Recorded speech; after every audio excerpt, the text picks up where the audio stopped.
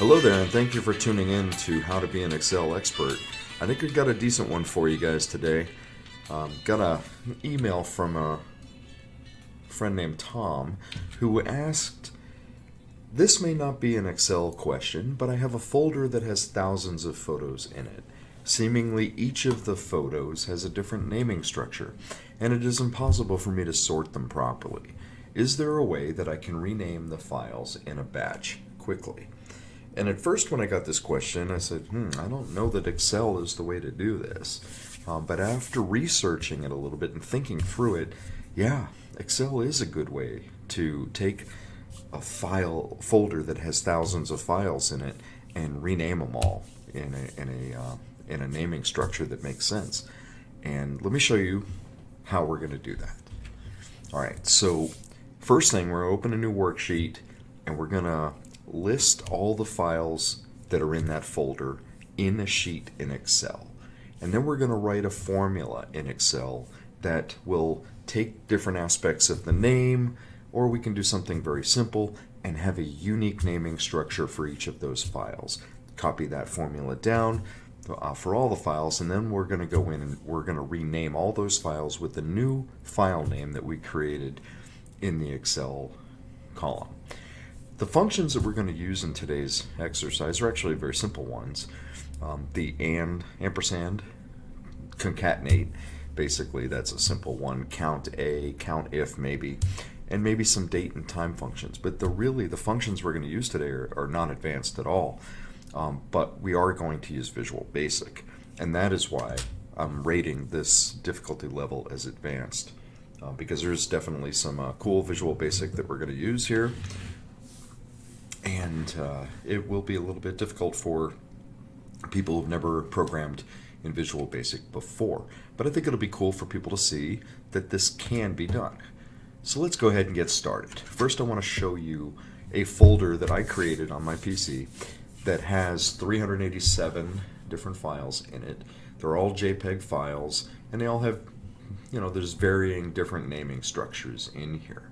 All right, so what we're going to do is go to an Excel workbook and create a workbook. And I just created a little template to start with here.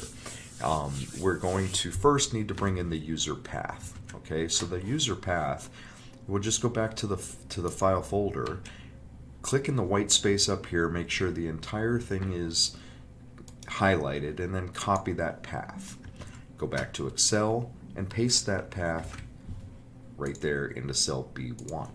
Now the Excel file will know where to go to find all the pictures that we're going to be pulling into the system. What are we going to pull in? Well, I want to pull in the file name, when it was created, when it was last modified, what is the file size. I'm going to write a formula here to determine whether or not it's a duplicate file. I'd like to know if any of these files in the folder are duplicates. If they are, then, well, might as well just get rid of them. There's no reason to have duplicate files. And then in column G, we're going to write a formula that will create our naming structure. Okay. All right, so first let me show you how it works, and then we'll go into the Visual Basic and I'll tell you how it worked. All right, so let me show you that it works, and then we'll talk about how. So I've already went into Visual Basic, I've already created some subroutines, and all I have to do is click on this little box right here, and it will go to this folder right here, and it'll pull all the information into the spreadsheet, and watch how fast it happens. Boom, done. All right, so not only did it pull all 387 files in, it pulled in when they were created, when they were last modified, what is the file size, and I had it write in a formula to determine whether or not it's a duplicate. So what are the criteria for a file being a duplicate? If it was created at the exact same time and has exactly the same size.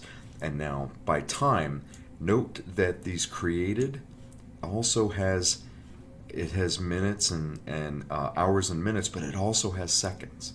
All right, for two pictures to be taken at the exact same second and have the exact same file size, that tells me it's a duplicate. So I went ahead and wrote that formula. I can see all the duplicates that are in here. It looks like there's 2 files that have duplicate files in there as well. So it's good to know. It's not essential. It's okay to have duplicates, but it's good to know if you have them or not. All right, so now that we've determined that they're all going to be JPEG files, now it's time to create the naming structure itself, okay? Let's just say that every single one of these photos came from a car show, okay? So we're going to write a formula here, a very simple one. Car show, and then ampersand sign for concatenates, meaning I want to add other characters. I'm going to add 2 leading zeros, and then I'm going to want to have a 1 at the end of that for the first file. The simplest way to do that is just going to be row A4, which is going to return a 4, and then we'll subtract 3. All right, and then we're going to ampersand concatenate .jpg at the end. All right, so car show 001, and then let's put a space there just to make it look neater. All right, now there's a way to write a formula to put the leading zeros in there, but it doesn't take a lot of time for me to just edit this like this, and then copy that down to 100. All right, and then I'll see right there, and then I'll take the last leading zero out. That way all the files have the same exact length. I can now copy this down to 387. And now I have 387 individually named files. They're all unique. We don't have to worry about any duplicated file names. And they all have a little tag in there for the car show. You can do whatever naming structure you want, okay? I toyed around with taking the year, the month, the date, and then putting in the time and things like that, but it doesn't look right. I think this is the way to do it. If your files are already sorted such that all the files came from the same event, then you can do something like this. All right. Now, like with the list file command, I'm going to hit the rename button. I'll explain the Visual Basic portions in a minute, but I first want to show you that it works. Then I'll show you how it works. Okay? Okay. So I click the button, and it says it renamed 384 files. Not sure why it didn't say 387, but there are still 387 in here. So yeah, it's 387.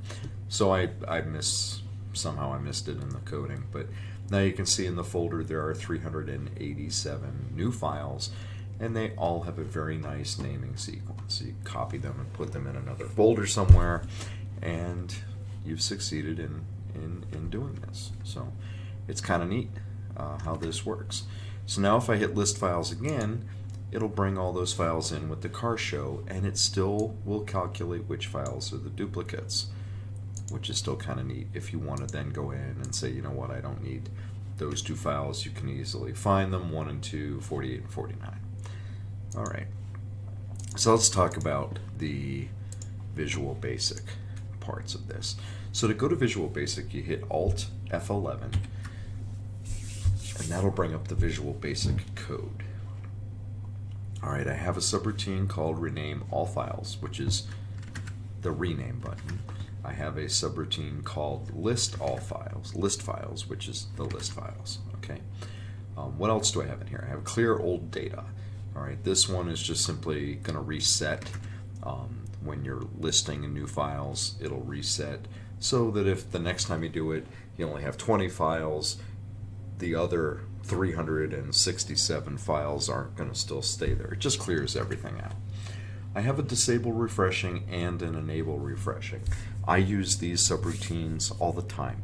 Whenever I'm using a loop in a subroutine, I want to make sure that I'm disabling the refreshing and then enabling it when I get out of that loop, because I've had an experience before where when you go into routine, there's so much updating going on in Excel that it could take forever to finish a routine. So I want to disable events. I want to disable screen updating. And by the events, I mean that's when a message pops up on the screen for you, the user. Disable that. I don't want any messages coming to the user. Screen updating Calculations, that's a big one. If every time you're writing something into a cell, it does a calculation and you have a very large workbook, then you certainly don't want to have that refreshing every single time. So disable it. It makes things go faster. All right, so those are the subroutines that I have. Let's talk about the list files subroutine. Okay, this is how you list the files in Visual Basic. I'm not going to go into details because, to be honest with you, I don't know all the details of these things, but I do know that to get things going, you need to state object FSO. You can name it whatever you want, but it's a file server, and as an object folder. That's the folder is an object, the file is an object. You want to dim a couple of integers. I don't think I used them both, but I always do that. And then file name is a string. Just create some of your strings. The user path, which is a string, is going to be sheet 1, cell 1, 2. So this is sheet 1, 1, 2. There's your user path. That gets stored into the variable called user path. Then I call clear old data, which will, get rid of all of this information right here. And then application, basically the status bar equals true. That's not necessary. But here's where I call my disable refreshing. All right, and then I set my object FSO. This creates an instance of the file system object right here. I don't know all the details. I just know that that is necessary to do what we're about to do. All right, and then you're going to set your object folder to be the user path that you put into the Excel cell 1, 2. Okay, so that's going to set that path into this object folder that we have. All right, and then you're going to set x equal 4 basically because you're starting in row 4. All right, and then for each object file in that folder, so now you're going to loop through that entire folder one file at a time. All right, so it's going to start with the first file. That first file is going to be number 4, okay? And it's going to put it down there in the application status bar that we're now doing that file. That's not necessary to put in there. But then the file name is going to be equal to the object file name, all right?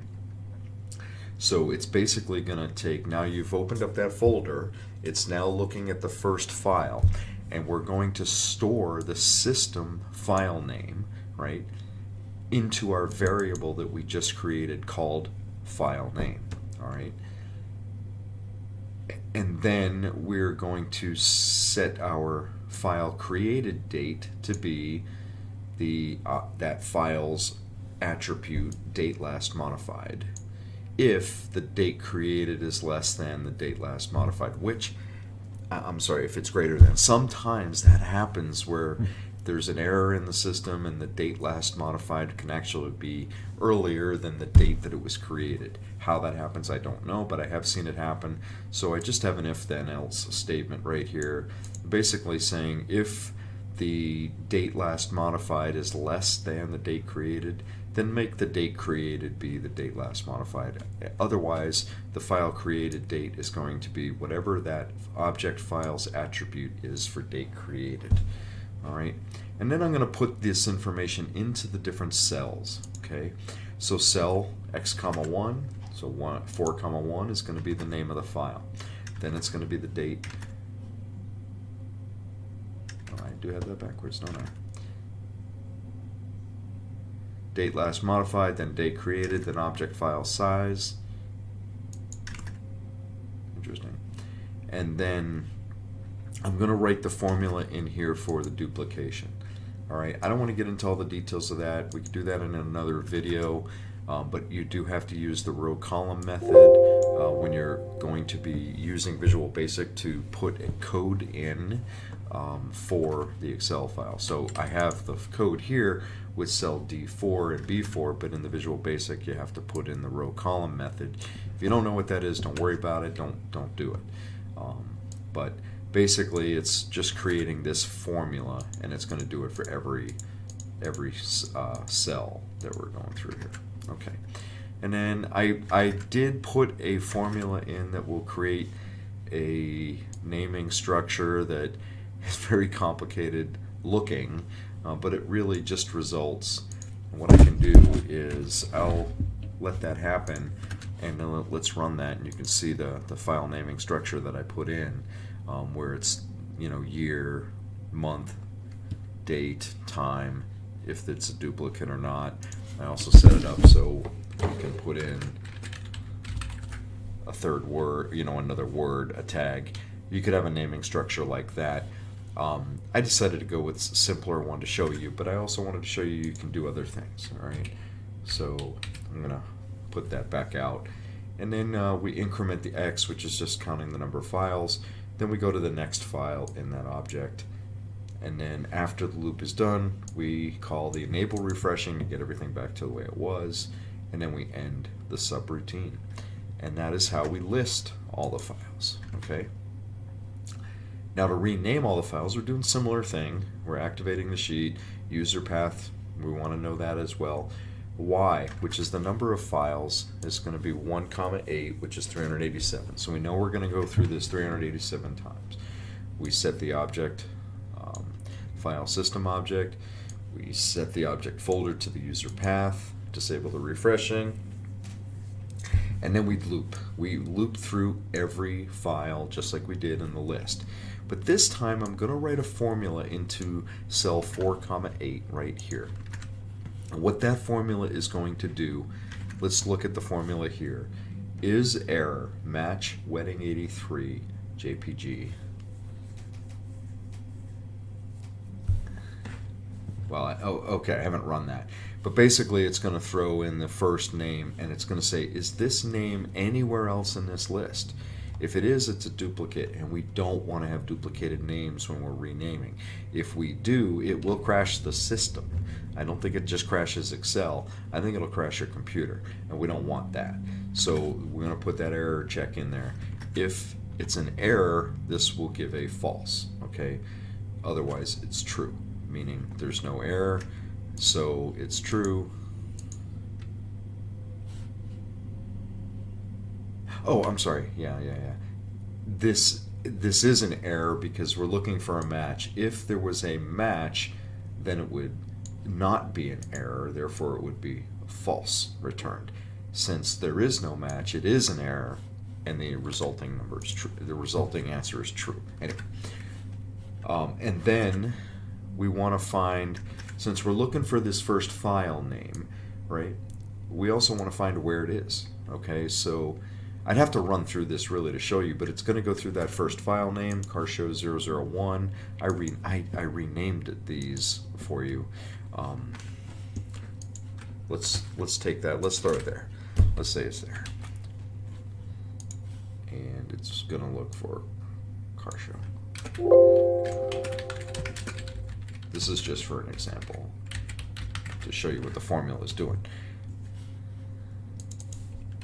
Okay. It's telling you where car show 001 is in this list. It's in row 4. So then it's going to store that number 4, and then it's going to say the new file name is equal to that 4, or what's in 4, 7, which is here. And then it's going to set that object file name to the new file name, which is this. And then it's just going to loop through. I hope I didn't lose anybody there. And then at the end, that's why it said them. It was 3 off. For some reason, I had a -3 in there. Anyway, so it renamed 387 files. Okay. So that was kind of it. That's how you do the Visual Basic. I know it's actually pretty simple. I may have not explained it very well, but that is how it works. There's one more thing I wanted to show you with the Visual Basic, and that is how to make these little boxes here. All right, in case you've not done that before. You do that in the sheet itself, okay? And you have to have the private sub worksheet, you know, by val, target. I mean, I don't understand all that. I just know that I have to do that. And then you want to set up your thing. So what I'm going to do is, like I did with those, highlight those 4 blocks, merge them together. Let's make this block green. We'll call it clear data, okay? To make it look the same, I'll just center it, bold it, make it a little bigger, Okay, so there's my new box, but I click it, nothing happens, right? So I have to go back into here and I have to create another one of these. All right, so paste it. If not intersect is nothing, basically means if you click on it, then I want you to do this subroutine. So what subroutine are we going to do? Well, let's have it clear the data. Okay, so come down here, and the subroutine's name is clear old data. Copy that name, and then I'll paste it over top of rename all files. So now I have to get the range correct. So the range on this one is going to be K10 to L11. So K10 to L11. And now when I click that box, it's going to clear all the data out. Let's just make sure. There it goes. Now I have clear all data to not delete these. I very easily could change my clear all data to, instead of just go to F, go all the way to H or I. Yeah, I'll have it go to I. Okay, and so now when I hit clear all data, those all go away too. All right, now let's do this all one more time. All right, so I'm gonna take all these files and we'll just relist them. All right, so here they come in. All right, so they're all car show all the way down to 387 files. Let's rename them all again. All right, call it something else. We'll do the same kind of method. Maybe this time it's wedding. Space at 2 leading zeros and row A4 minus 3. Oops, forgot the JPG.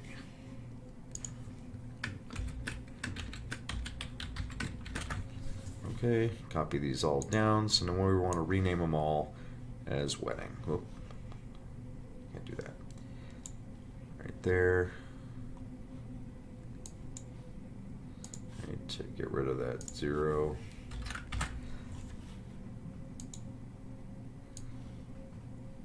Down to 100.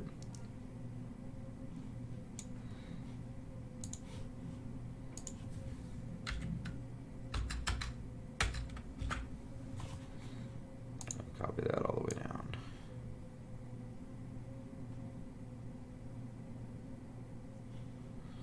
Alright, so now I have the rename structure.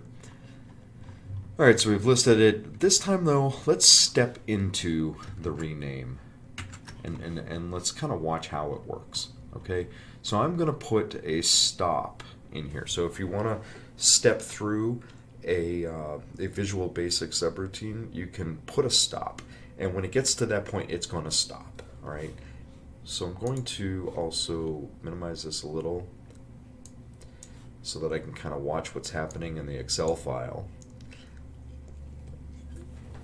At the same time, I also put down here some of the variables that are going to be in here. All right, so that we can watch as we go through this routine what's happening. So I could hit the rename button, but what I'm going to do is hit the play button here. As long as your cursor is within the subroutine, you can hit play, and it's going to go through until it hits the stop, and it'll highlight yellow. The object file name that we're looking at first is carshow001. That is in right there, row 4. All right, we're looking at carshow001 first. We have not given it a new name yet because it stopped before we could. But it did write the code there that gives a true, meaning that it does not exist anywhere else. And it also tells me that it is in row number 4, so that I can just go to cell X4, 9, X equals cell 4, 9, right, number 4. And then the new file name is going to be 4, 7, which is wedding001. So we step through by hitting the F8 button. All right, and so now when I hit F8 on this one, it's then going to show the new file name equaling wedding001. So I hit F8, and now it says this is the old file name, this is the new file name. And then hit F8, and then go through, and it just renamed it. And so now it goes to the next one. Rewrite the formula, and now you can see it's in number 5. All right, so when I go through, step through, it's going to change from wedding001 to wedding002, and then it'll rename it. And then it'll go on to the next one. so on and so forth until it's renamed all 387 files. I can take the watch out and then hit play, and it'll run through the entire thing until it says it's renamed 387 files. Close this out and go in here to see that we now have all 387 right there files named wedding. So that's it, guys. That's how we do it. All right, and then I can hit clear data, and all the data's gone. And that's how you do it. I hope that this was helpful. And I don't know if I made any mistakes yet. Well, let's go back to the project and make sure that we hit all of the key points here. So we listed the files, we came up with an Excel formula to rename them, then we actually renamed them. We didn't use all the date and time functions like I thought we might, but we definitely used the concatenate function. The Visual Basic is where this one was at. So if you have any questions, please leave them below. If you have any suggestions, I'll take those as well. But again, I think this could be pretty useful if you have a folder with thousands of files in them and you want to rename them all. Think of how long it would take to do them one by one and how long it took to do just under 400 files, a matter of seconds. So, all right, well, thank you very much. I appreciate you guys tuning in, and see you next time.